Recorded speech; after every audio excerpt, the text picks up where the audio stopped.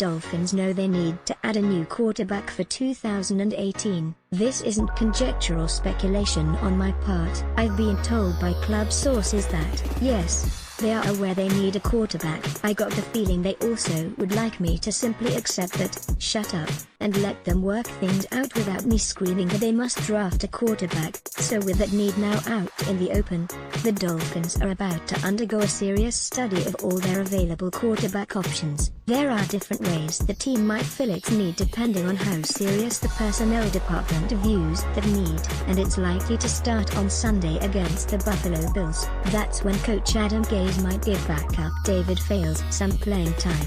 Fales, 27 and in his third NFL season, has thrown only 5 passes in the NFL, in Chicago during the 2015 season when Gase was the Bears' offensive coordinator. But he got first-team repetitions in practice this week and Gase is preparing Fales to play. The final decision whether to use Fales is apparently not yet made and, ultimately, the game situations will dictate that because Gase still wants to win. But Gase also wants the option of playing Fales because he doesn't want to conclude this season without having a solid evaluation of what Fales can do in a regular season game.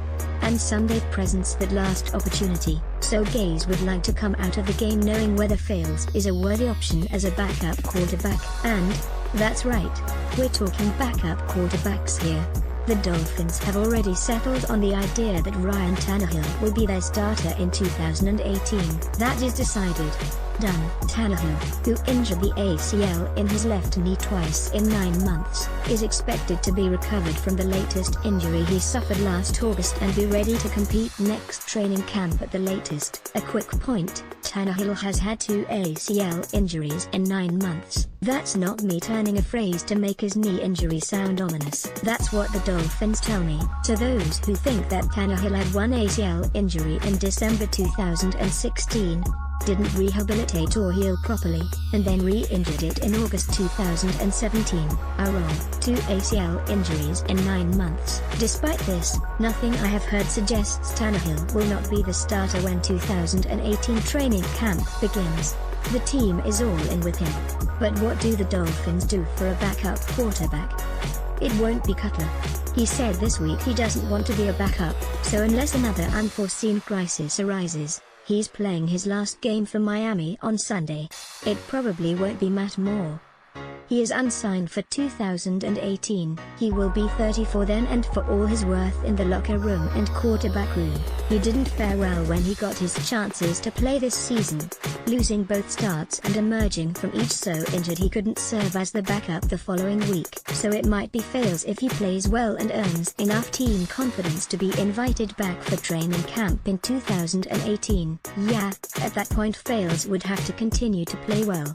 After all that, things get very interesting.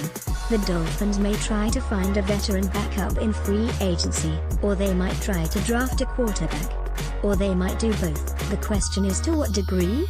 If you've read anything I've written the past week, you know I believe the Dolphins should draft a quarterback as high as they need to if that player is the best player available when they're selecting. And, yes, that includes picking a quarterback in the first round. That move might not help the team immediately.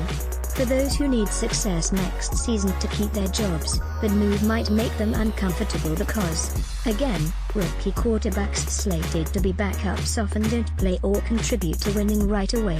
And such a move might cause Tannehill to weird out because it would be a message that he needs to play well or be replaced.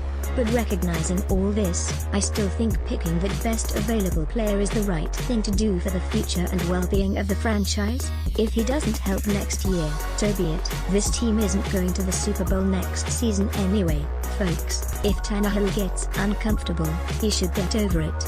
Competition is a thing in the NFL. This is a deep philosophical conversation the Dolphins must have because they also want the best possible linebacker, and the best possible offensive lineman, and the best possible safety, and the best possible tight end in the coming draft. Adding a quarterback to the list guarantees something has to give.